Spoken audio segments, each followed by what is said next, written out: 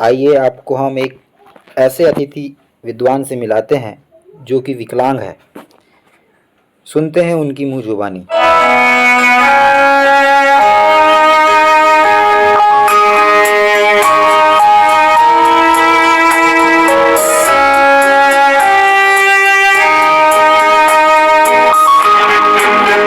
करीब 500 किलोमीटर दूर से आए इन दिव्यांग अतिथि शिक्षक का नाम हुकुम सिंह है। हजारों अतिथि शिक्षकों की तरह इनके मन में भी एक ही दर्द है, जुबान पर एक ही समस्या है और सरकार से नियमितीकरण की एक ही मांग है। अलीराजपुर जिले से यहाँ एक दिव्यांग अतिथि भी यहाँ पर मौजूद है, हम इनसे भी बात करेंगे। क्या नाम है आपका? हुकुम सिंह गणेश। आज यहाँ क्यों आए हो, क्या उम्मीद है आप? हमारे जो शिवराज मामा ने हमको इस्तीफा करने का वादा किया तो उसको पूर्ण करे। क्या लगता है सरकार बात मानेगी आप?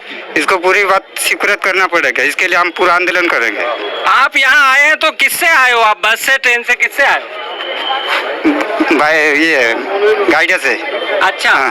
तो कब तक यहाँ डटे रहोगे यदि मांग पूरी नहीं? जब तक पूरी मांग नहीं मानेंगे जब तक हम यहाँ रहेंगे। 10 सितंबर को हुए महाआंदोलन के 21 दिन बाद अतिथि शिक्षकों ने एक बार फिर मोर्चा खोल दिया है। अंबेडकर पार्क में अतिथि शिक्षकों का प्रदर्शन एक बार फिर शुरू हो गया है। अतिथियों का कहना है कि सरकार या तो हमें नियमित करे या निकाल दे। ऐसे अधर में लटके रहे तो हम और हमारा परिवार मर जाएंगे।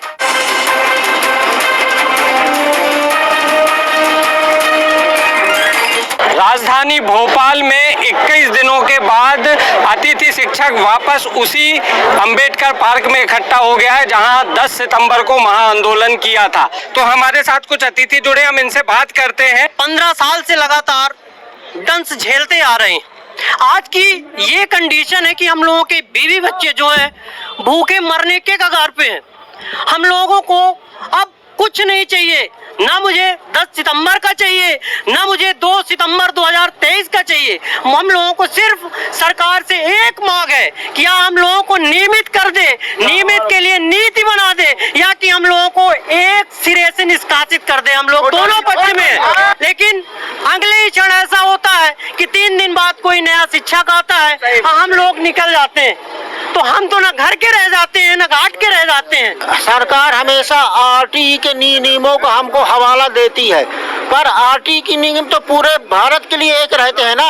अन्य राज्यों में तो आरटीई नियम होते हुए भी वहाँ के शिक्षकों को रेगुलर किया गया, तो फिर मध्य प्रदेश में ऐसा क्यों हो रहा? सर, मैं सन 2011 से लगातार अतिथि शिक्षक के रूप में अल्प वेतन में काम कर रहा हूँ। अभी जो है उच्च पद प्रभार के कारण मैं निकल गया सर। मेरे छोटे छोटे बीवी बच्चे हैं, 2 बच्चियां हैं, उनकी परवरिश बताइए मैं अब अधेड़ उम्र में क्या कर सकता हूँ, कैसे करूँ मैं? अगर मैं क्या किसी प्राइवेट सेक्टर में भी यदि काम करता तो कम से कम मेरा भविष्य सिक्योर तो रहता। और ये से सरकार की गलत नीतियों के कारण जो है मैं बाहर हो गया। अब मैं कहाँ जाऊँ बताइए? एक ही मांग है, कुछ नहीं किसी को चाहिए, या तो सरकार हमें कोई स्थायित्व दे दे या फिर पूरा अतिथि शिक्षक को भंग करके अपने परमानेंट टीचर से अपनी व्यवस्था सुचारू रूप से चलाए।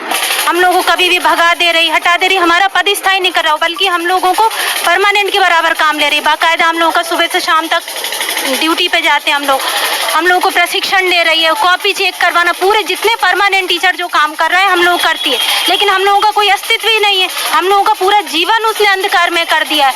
कभी भगा दे रहे, कभी निकाल दे रहे, पद हमारा स्थायी नहीं है। हमें तो सरकार से एक प्रार्थना है कि हम लोग जितने भी अतिथि हैं हमारा भविष्य सुरक्षित किया जाए, हमारा पद सुरक्षित करें। जो उन्होंने कहा कि अतिथि है, मेहमान बनकर आओगे, घर पे कब्जा करोगे क्या, तो मेहमान 10 से 15 दिनों का अधिकतम होता है।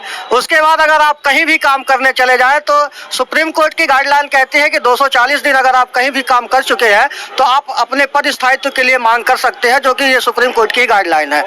अगर आपको हमें मेहमान ही बनाना है तो आप हमारा पद या अतिथि व्यवस्था ही खत्म कर दीजिए, या ऐसे कोई भर्ती कर दीजिए जिससे अतिथि व्यवस्था हमेशा के लिए समाप्त हो जाए। अतिथि शिक्षक शुरू से लेके और आखिरी 4:30 बजे तक स्कूल का ताला खोलने से लेके बंद करने तक सभी कुछ करते हैं। उसकी चपरासी की नौकरी कर रहा है वो, उसके बाद में भी मतलब उसकी कोई सुनवाई नहीं है। हमारी मुख्य मांग तो केवल और केवल नियमितीकरण और स्थायित्व है। अब हम किसी प्रकार की कोई दूसरी हमारी मांग नहीं है। और आज आज जब हमें इतनी जल्दी वापस आना पड़ा तो आप भी अंदाजा लगा लीजिए कि हम उठने वाले नहीं हैं। अगर जो भी शिक्षा मंत्री जी को बोलना है मंच पर आए, हमारे पास आए। हमने तय किया है कि डेलीगेशन शिक्षा मंत्री जी या और किसी अधिकारी के पास नहीं जाएगा, केवल प्रोटोकॉल के तहत डेलीगेशन जो है मुख्यमंत्री जी से मिलने जा सकता है, यदि मुख्यमंत्री जी बुलाते हैं तो। थे अतिथि शिक्षक यहाँ